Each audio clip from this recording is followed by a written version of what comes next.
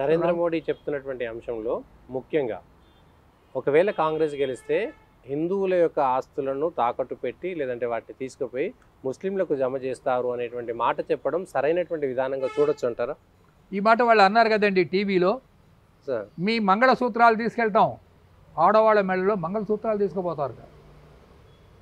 మీ ఇంట్లో ఉన్నటువంటి ఆడపిల్లల స్త్రీధనం మొత్తం తీసుకుపోతాం, మీ ఆస్తులు 50% ఎత్తుకుపోతాం, బ్యాంకు అకౌంట్స్ అన్ని ఎత్తుకుపోతాం. ఇది టెర్రరిస్టులు, అర్బన్ టెర్రరిస్టుల ఎజెండా.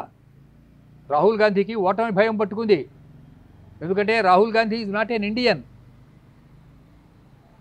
రాహుల్ గాంధీ అనేవాడు ఇండియన్ కాదు, is a practising Roman Catholic Christian. అంటే ఇవాటికి అతను రోజు చర్చికి పోతాడు, ఎలక్షన్లు వచ్చేసరికి అప్పుడు మాత్రం వెళ్ళి రాముడికో లేకపోతే శివుడికో దండం పెట్టుకుంటుంటాడు. కాబట్టి వాళ్ళకి దేశం మీద ప్రేమ ఎందుకు ఉంటుంది? నరేంద్ర మోడీకి ఉంటుంది, ఎందుకంటే అతను ఈ దేశంలో పుట్టాడు. కానీ దేశం కోసం సోనియా గాంధీకి ఇండియా మీద ఎందుకు ప్రేమ ఉంటుంది చెప్పండి? రాజీవ్ గాంధీని పెళ్లి చేసుకుని దేశం కోడలుగా వచ్చింది కదండి. కోడలుగా వచ్చిందంటే మంచి ప్రశ్న అడిగారు. సార్ ఈ ప్రశ్నకు జవాబు ఒక 2 నిమిషాలు చెప్తాను. చెప్పండి.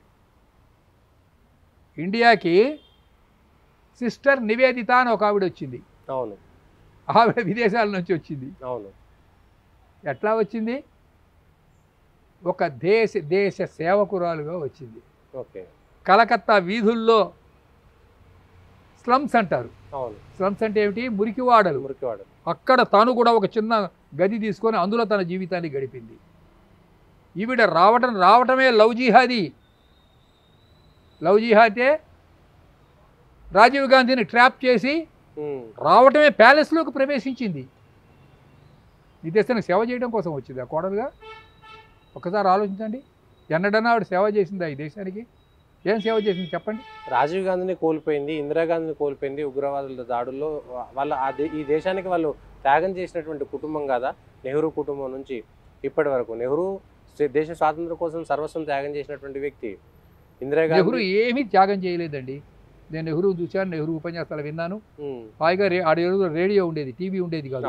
ఆయనకు రూమ్ ఇచ్చారు, పెద్ద ఇల్లు, అందులో మంచి భోజనం, ఒక అంతా ఇచ్చే కుక్ రాసుకునేందుకు. డిస్కవరీ ఆఫ్ ఇండియా బుక్ రాశాడు. లెటర్స్ టు ది ఇందిరా అంటే కూతురుకు ఉత్తరాలు రాశాడు. ఇంకో పుస్తకం రాశాడు, డిస్కవరీ ఆఫ్ ఇండియా. ఇలా అన్ని పుస్తకాలు రాసుకుంటూ ఆనందంగా గడిపాడు.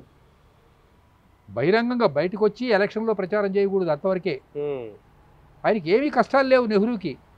ఇప్పుడు నిన్న ఇక్కడ తెలంగాణ ఉద్యమం నడిచింది, 1600 మంది బలిదానాలు చేశారు, కాల్చి చంపారు, దిక్కు లేదు. విన్నారా? శ్రీకాంతాచార్య ఒకడు ఉన్నాడు పాపం, వాడు నెత్తి మీద కిరోసిన్ పోయి చచ్చిపోయాడు అనుకుంటారు కదా.